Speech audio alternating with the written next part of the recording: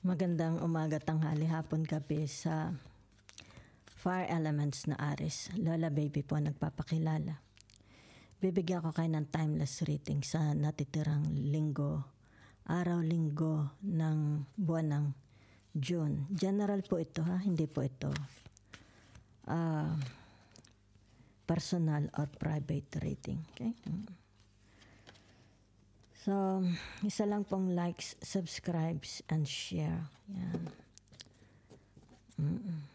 So, if ever gusto nyo na private reading, pwede nyo pong kontakin ang Lola Baby. Okay? So, naririto, it's about your strength. Diba? Yan. Dito nasusukat. Okay? Paano susukatin ang iyong lakas? Diba? Sana ang iyong tinatawag na focal points. Where's the focal points? Pinakamalakas. Okay? Na points ng iyong strength. Okay? So, narito yung tinatawag na the Hierophant. Diba? It's about what you believe. Diba? It's about your tinatawag na limitation. Diba? Ano itong tinatawag na about you na kaya mong ibigay. Dahil narito ang tinatawag strength, di ba? Anong kaya mong ibigay? Pag-ibig, pagpapasensya, di ba? Tinatawag na kayamanan, talino, di ba? Anong kaya mong ibigay? Ibig sabihin nito, dito na susukat. Okay? Ikaw sa person. Aries. Di ba? Kung nasasaktan ka. Ano? Okay? Ano nararamdaman mo? Hatred or pag-ibig or pang-unawa? Since narito ang the Hierophant. Di ba? It's like pinipilit mong unawain. Pinipilit mong tanggapin. Diba? Pinipilit mong huwag magalit. Pinipilit mong maging mabuting tao. Pinipilit mong isa lang ang pinaniniwalaan mo, ang Diyos. Diba? It's like hindi ka bumibitaw sa pag-ibig sa Diyos. And that's your strength. Diba? It's like, lagi kang kumakapit sa Diyos. Sa mga sakit na nararanasan mo. Ay, sa Santa Maria. Narito ang tinatawag na the Ace of Wands. Diba? So, ibig sabihin nito, tinatawag na your masculinity and your femininity. Diba? It's like pinaghalo-halo. Diba? Dito. Sinatawag na the Ace of Wands. Diba? Ano ito? It's like tinatawag na it's about your philosophy, paniniwala mo. Diba? Your belief. It's about your abundance. Diba? It's like, tinatawag dito na, dito sa strength. Diba? Ibig sabihin yan, di ka bumibitaw sa Panginoong Diyos. Okay? Hindi ka nagbabago. Sa tinatawag na the Hierophants. Okay? Inuunawa mo. Di ka nagtatanim ng galit. Pinipilit mong unawain. It's like tinatawag the mystery of life. Nangyari sa kapalaran mo, pinipilit mong unawain. Narito ang tinatawag na the Chariot. Okay? Ibig sabihin ng the Chariot, it's about your willpower. Diba? Yan, nananatili ka. Okay? Intact. Okay? Intact ang iyong religion. intact ang iyong pag-ibig, ang iyong pagmamahal, ang iyong tahanan, ang iyong mga anak, di ba? Pinaglalaban mo. Ano itong pinaniniwalaan mo? It's about your rights, di ba? Pinaglalaban mo ang pag-ibig mo. Pinaglalaban mo na intact dito ang iyong pamilya, hindi sana magkawatak-watak, di ba? So, tingnan natin. Maybe it has something to do about your career also, di ba?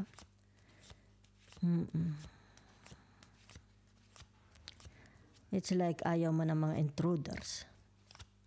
Ayaw mo ng mga taong aagawin ang iyong kaligayahan.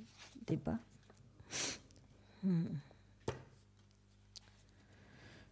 Okay. So, naririto ang tinatawag na the Ten of Pentacles. Diba? Pag sinabi mong the Ten of Pentacles, ano ibig sabihin nito? Sa hirap at ginhawa, sana'y tayo'y magkasama. Sa hirap at ginhawa. Diba? Yan.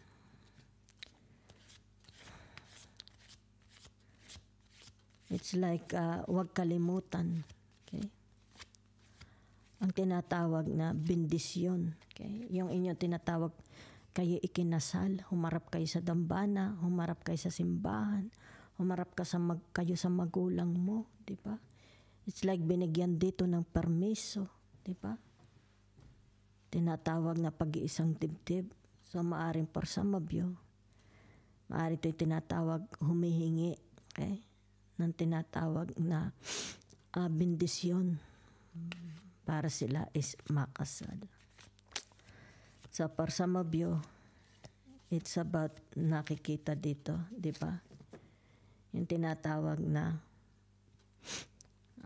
ayon sa batas ng simbahan, ayon sa batas ng Republika ng Pilipinas, di ba?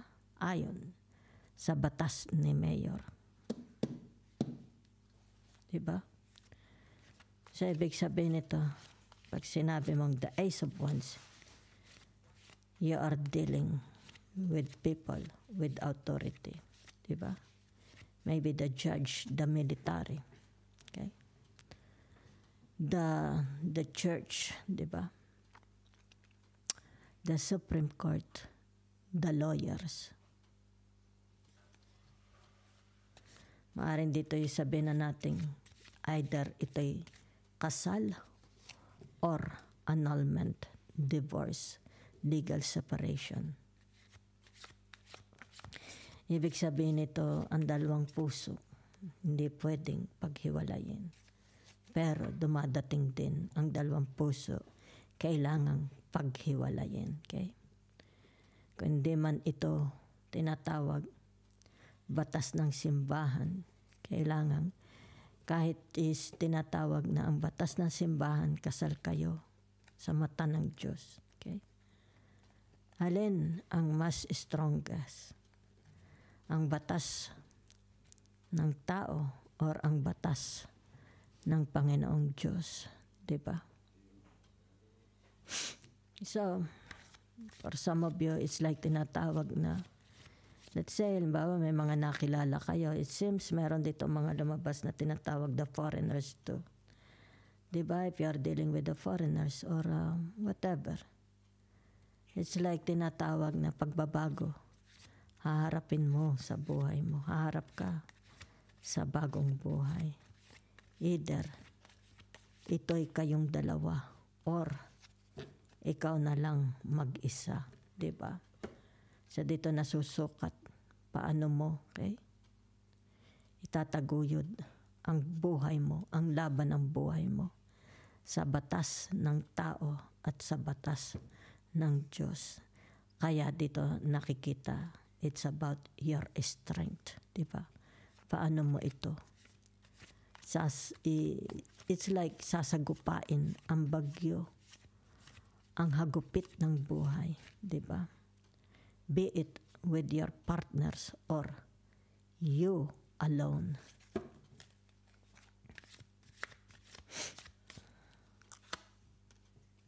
So naririto ang tinatawag na the Aries, the real Aries, di ba?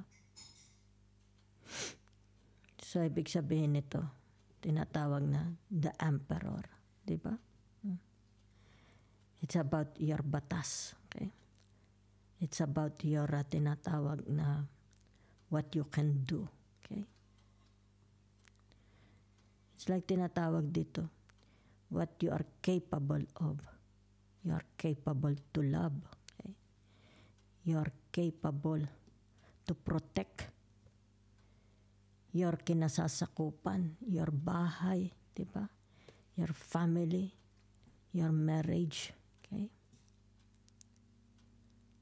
What you are capable of, di ba? It's about your profession, nakikita dito. Yung tinatawag na your maturity, your confident, independent, di ba? It's about your strength. The Emperor, di ba? It's like hindi pumipitik ang mata mo, di ba? You're very, very serious.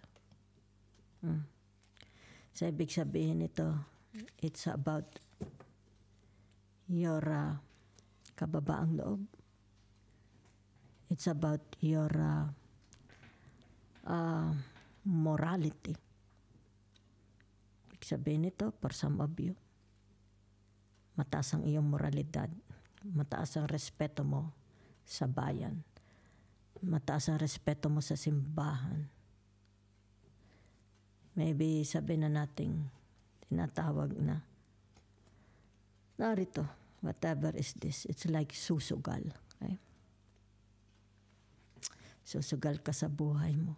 Maybe, nakikita ko lang dito, traveling abroad, di ba? Maybe you are planning to travel abroad, to move to another place, to another province, another country, to move to another house, di ba?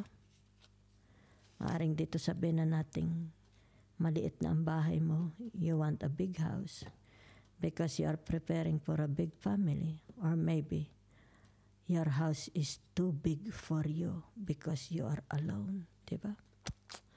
So there is tinatawag movement, planning, di ba? So maybe it has something to do about pamumuno mo, di ba? As a father in the house. As a father to your children. So, ibig sabihin nito, tinatawag na the Ace of Cups. Diba? Tinatawag na left, iniwan ka. Diba?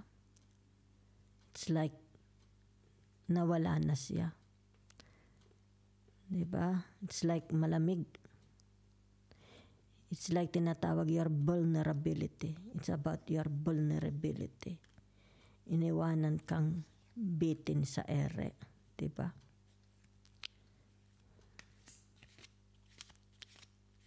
Yaan. Sandali lang. Bakit narinig? It's like meron doong tao. Okay? Tinatanaw ka na lang. Diba? It's like meron ditong tagahanga kayo. Diba? It's like nakikita nila ang iyong sadness, loneliness. Maaaring ito'y tinatawag, gusto nila ikaw ligawan, di ba? Gusto nilang pumasok sa buhay mo. Dahil ito yung tinatawag the Ace of Cups. Nakikita dito yung iyong kalungkutan, vulnerability. It's about your sexuality. It's about tinatawag, you are very, very sad. Okay? Yan. So, somebody is coming. Okay? Para ibig sabihin nito, whatever is your loneliness, okay? Siya ang tutupad. Maganda ang intention niya. Diba? So, ibig sabihin nito, thy will be done. Okay? So there is a secret marriage. Meron dito mangyayaring secret marriage, di ba? It's like wala dito mga kumbidado. Yan. Whatever is this. Yan. It's like tinatawag, kung ano man ito pinaplano ninyo. Maybe a movement, a transfer. Nobody will know this. Tahimik. Tahimik ang gagawing movement, transfer, relocation, diba? Pag-alis, maybe a trouble. Very, very quiet. Okay?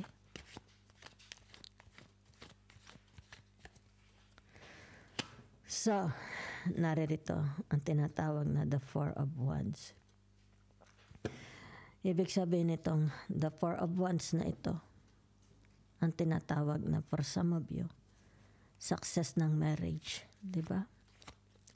Maybe for some of you, tinatawag na masaganang very healthy, masaganang pamilya.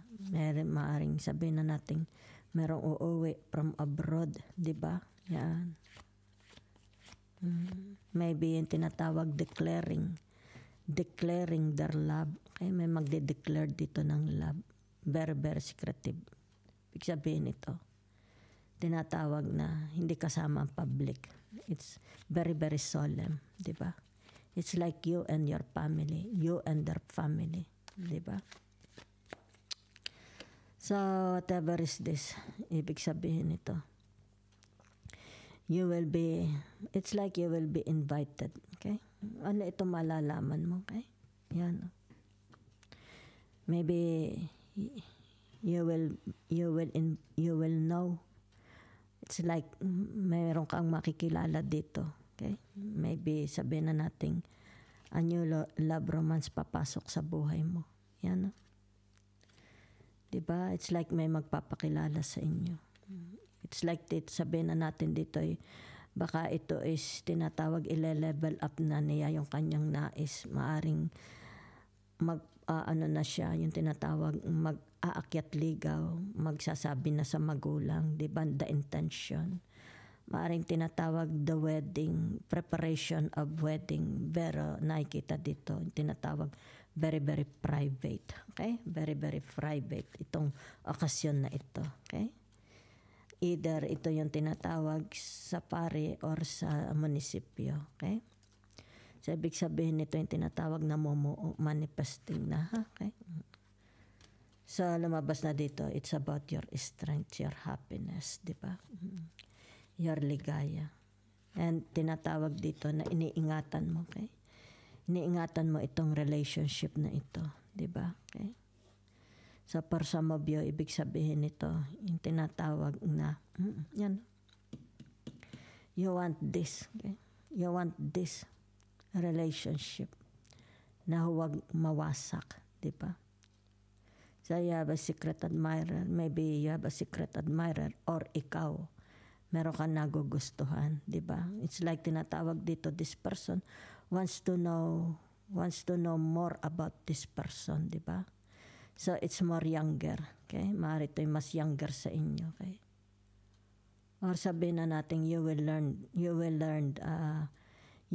receive a message, di ba? It has something to do about love, di ba? Whatever is that, okay?